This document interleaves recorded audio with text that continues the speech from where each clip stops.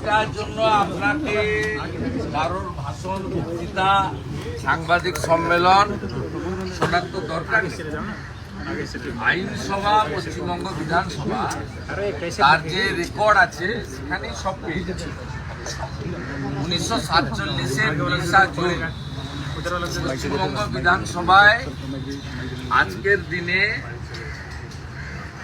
তদানীন্তন পূর্ব পাকিস্তান, আজকের বাংলাদেশ, ওখানে থাকবো না আমরা আলাদা হব, এই প্রস্তাব এসেছিল।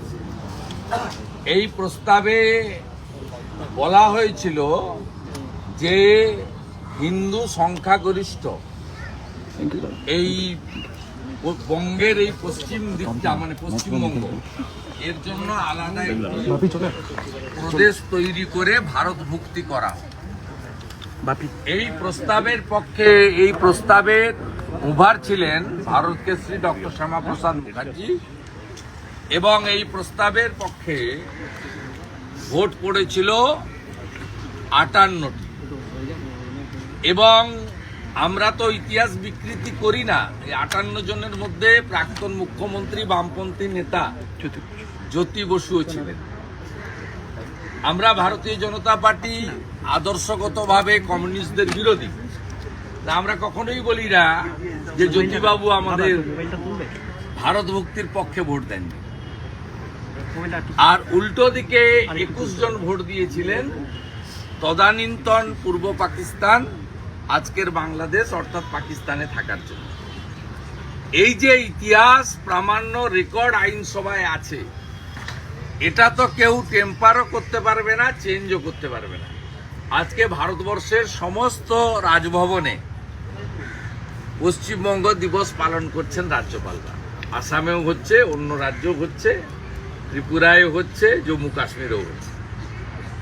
এবং ভারতবর্ষের রাষ্ট্রপতি মহোদয়া গত বছর, এবছর করেছেন কিনা আমি এখনো চেক করিনি, গত বছর তার সোশ্যাল হ্যান্ডেলে আজকের দিনটাকে পশ্চিমবঙ্গ দিবস বলে ঘোষণা করেছিলেন, ভারতবর্ষের সংবিধানের যিনি প্রধান। এর ফলে আজকের দিনটার ইতিহাস কখনো বদলে দেওয়া যায় না, ভবিষ্যতেও যাবে না। ডক্টর শ্যামাপ্রসাদ মুখার্জি না থাকলে আমরা আজকে ভারতবর্ষে থাকতে পারতাম না। পশ্চিমবঙ্গের আইনসভার 1947-এর 20 জুনের প্রামাণ্য রেকর্ড দলিল সেই কথা বলছে। অর্থাৎ কোনো ব্যক্তির ইচ্ছায় বা সংখ্যাগরিষ্ঠতার জোরে বা প্রশাসনিক ক্ষমতার জোরে তিনি তার মনের মতো করে অনেক কিছু করতে পারেন।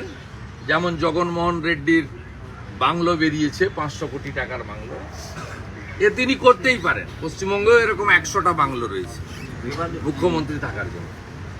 তা সেই ইতিহাস কখনো বদলানো যায় না। আমি যখন এই প্রস্তাবের বিরুদ্ধে, রাজ্য সরকার যে প্রস্তাব এনেছিলেন তার বিরুদ্ধে বলেছিলাম, তখন আমি বলেছিলাম আপনারা স্মরণ করুন যে রাকেশ রোশন যেমন চাঁদে যাননি, ইন্দিরা গান্ধীও যেমন চাঁদে যাননি, 1947 সাল পর্যন্ত যেমন রবীন্দ্রনাথ ঠাকুর বেঁচে ছিলেন না, 41-এই মারা গেছিলেন। মাতঙ্গিনী হাজরা পিছাবনিত নয়, তমলুকের বানপুরপুরেই শহীদ হয়েছেন। 1500 কেজি ওজনের বাচ্চা জন্মগ্রহণ করে না। পৃথিবীর দেশের সংখ্যা 1170 নয়।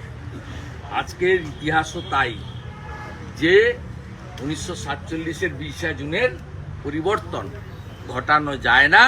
তাই আমরা আজকে রেড রোডে আর্মি এবং রেলের অনুমতি নিয়ে, যেহেতু রেল এটাকে রক্ষণাবেক্ষণ করেন বিএনআর, তার অনুমতি নিয়ে এখানে একাধিক বিধায়ক, একাধিক রাষ্ট্রবাদী ব্যক্তিত্ব খুব ছোট্ট পরিসরে, কারণ আমাদের তো এমনিতেই কলকাতা পুলিশ এসে বলছে বাইরে ব্যানার টাঙানো। আপনারা জানেন এখানে কি অবস্থা চলছে। আমাদেরকে ছোট্ট পরিসরে আমরা দিনটা উদযাপন করে স্রষ্টাকে স্মরণ করলাম। গোটা পশ্চিমবঙ্গের মানুষকে আজকের দিনে ধন্যবাদ জানাচ্ছি, এবং ধন্যবাদ জানাচ্ছি সেই সমস্ত 58 জন ব্যক্তিকে যারা সেদিন আমাদেরকে ভোট দিয়ে ভারত ভুক্তি করেছিলেন এবং ভারতবর্ষের মতো একজন মহান দেশে আমরা আজকে মাথা উঁচু করে নিজের বাক স্বাধীনতা, রাজনৈতিক স্বাধীনতা সেটা নিয়ে আমরা বেঁচে আছি। ইতিহাস আমরা বিকৃত করছি। রোল করে নেতৃত্ব দিয়েছিলেন ডক্টর শ্যামাপ্রসাদ মুখার্জি, তাকে সাথ দিয়েছিলেন অন্যান্য 57 জন, তার মধ্যে জ্যোতিবাবু ছিল। ইতিহাস কখনো বদলে দেওয়া যায় না।